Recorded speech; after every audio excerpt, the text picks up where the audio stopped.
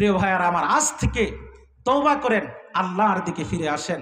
ওয়াসারিউ ইলা মাগফিরাতিম মির রাব্বিকুম, তোমরা আল্লাহর দিকে ফিরে আসো, আল্লাহর নিকট তওবা করো। দুনিয়াতে অনেক কিছু করছো, এমন কোনো অন্যায় নাই যা করো নাই। আল্লাহর নিকট তওবা করো, খালেস নিয়তে যদি তওবা করো আল্লাহ তাআলা মাফ করে দিবেন। বলেন না সুবহানাল্লাহ। হাদিসের মধ্যে এসেছে তোমরা তাড়াতাড়ি তওবা করো, খালেস নিয়তে তওবা করে ফেলো। কারণ দুইটা সময় এমন আছে যেই সময় আল্লাহ পাক রব্বুল আলামিন তওবা করলেও তওবা কবুল করবে না। বলেন না নাউজুবিল্লাহ। হাদিসের মধ্যে এসেছে আল্লাহর নবী সাল্লাল্লাহু আলাইহি ওয়াসাল্লাম বলেছেন যে দুইটা সময় আল্লাহ পাক রব্বুল আলামিন বান্দার তওবাকে কবুল করে না। এক নম্বর হলো বাদাল গরগরা, যখন আমার মৃত্যুর ঘন্টা বেজে যাবে ওই সময় আল্লাহর নিকট তওবা করলে তওবা কবুল করবে না। দ্বিতীয় নম্বর হলো সূর্য যখন পশ্চিম দিকে উদিত হবে, উঠে যাবে, তখন আল্লাহর নিকট তওবা করলে তওবা কবুল করবে না। এর আগ পর্যন্ত আপনি যত গুনাহ করছেন, যত রকমের গুনাহ করেছেন না কেন, যদি খালেস নিয়তে আল্লাহ তাআলার নিকট তওবা করেন আল্লাহ তাআলা আপনাকে মাফ করে দিবেন। বলেন না সুবহানাল্লাহ। কারণ আল্লাহ হলেন দয়াবান। আল্লাহ কি দয়াবান, মেহেরবান। কেমন মেহেরবান? হাদিসের মধ্যে এসেছে আল্লাহ পাক রব্বুল আলামিন নিজের রহমতকে, নিজের ভালোবাসাকে 100টা ভাগ করছেন। 100টা ভাগ করে আল্লাহ পাক রব্বুল আলামিন 99টা ভাগ আল্লাহ পাকের নিজের কাছে রেখে দিয়েছেন। আর একটা ভাগকে দুনিয়ার শুরু থেকে আদম আলাইহিস সালাম থেকে নিয়ে কিয়ামত পর্যন্ত যত মানুষ আসবে, যত প্রাণীকুল আসবে, এগুলার মধ্যে ভাগ করে দিয়েছেন। বলেন না সুবহানাল্লাহ। এই এক ভাগ ভালোবাসা পাইয়া মা তার সন্তানকে রেখে কোথাও যায় না, যায় নাকি? একটা মুরগির বাচ্চাকে, একটা মুরগি তার বাচ্চাকে রেখে কোথাও যায় না, যায় নাকি? আপনি ধরতে গেছেন দেখবেন ঠুকুর মারবে। কথা বলেন ঠিক কিনা? কত ভালোবাসা, কত মহব্বত। এই এক ভাগ ভালোবাসা পাইয়া স্বামী স্ত্রীর জন্য অস্থির, মা তার সন্তানের জন্য অস্থির, এভাবে পিতা মাতার জন্য সন্তান অস্থির। কথা বলেন ঠিক কিনা? এই এক ভাগ ভালোবাসার ছিটা পাইয়া মিশরের নারীরা পর্যন্ত ইউসুফ আলাইহিস সালামের মায়ায় পড়িয়া তাদের হাতকে কেটে ফেলেছিল। ঠিক কিনা? সেই এক ভাগ ভালোবাসা পাইয়া এবার চিন্তা করেন, তাহলে 99 ভাগ ভালোবাসা যে আল্লাহর কাছে, সেই আল্লাহর কত দয়া তার বান্দাদের প্রতি। বলেন না সুবহানাল্লাহ। কেমন দয়া? হাদিসের মধ্যে এসেছে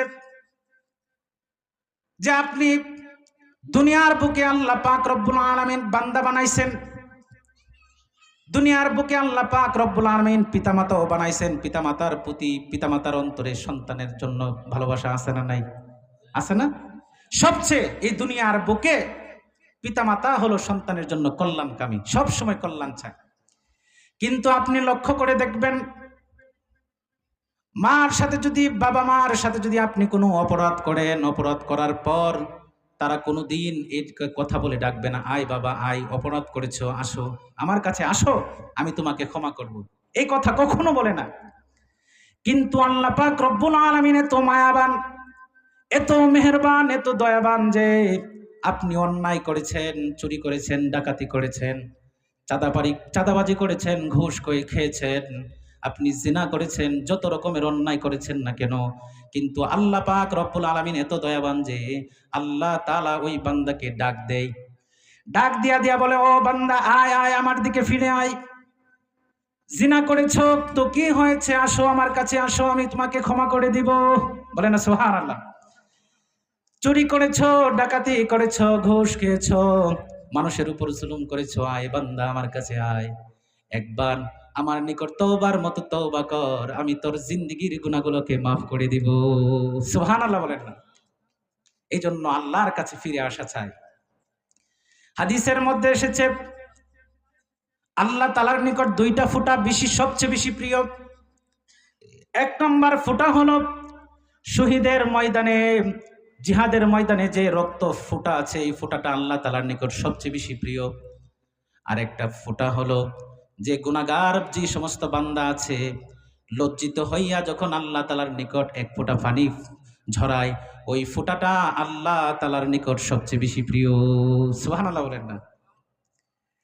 কান্না করেন, আল্লাহ তাআলার নিকট তওবা করেন। হাদিসের মধ্যে এসেছে, আল্লাহর নবী সাল্লাল্লাহু আলাইহি ওয়াসাল্লাম বলেছেন, যখন কোনো বান্দা জীবনে অনেক অন্যায় করেছে, পাপ করেছে, নিজের উপর জুলুম করেছে, গুনাহ করতে করতে দিলটাকে পাথর বানায় ফেলছে, এমন কোনো গুনাহ নাই, চুরি, ডাকাতি, চাঁদাবাজি, ঘুষ, সুদ সব রকমের গুনাহ করেছে, কিন্তু এই গুনার উপর যখন সে লজ্জিত হয়, লজ্জিত হওয়ার পর যখন আল্লাহ তাআলার নিকট তওবা করে হাত উঠায়, হাত উঠানোর পর যখন এই গুনাহের উপর লজ্জিত হইয়া যখন আল্লাহ তাআলার নিকট তওবা করতে থাকে আর চোখের পানিগুলা ঝরাতে থাকে, হাদিসের মধ্যে এসেছে ওই পানিটা নাকের ডগায় না আসতে না আসতে আল্লাহ পাক রব্বুল আলামিন ওই বান্দার তামাম জিন্দেগীর গুনাহগুলা মাফ করে দেন। সুবহানাল্লাহ। এই জন্য আল্লাহর নিকট আসা চাই। আর ভুলের উপর কত থাকবেন? ভুলের উপর থাকা তো, গুনাহের উপর থাকা তো এটা শয়তানের স্বভাব। কথা বলেন ঠিক কিনা? ফিরে আসেন, আজকে জানছেন যে আর গুনাহ করব না, গুনাহ করলে অমুক শাস্তি হবে, অমুক শাস্তি হবে, বেনামাজি হলে অমুক শাস্তি হবে, আর নয়, নামাজ আর ছাইরেন না, আল্লাহর দিকে ফিরে আসেন।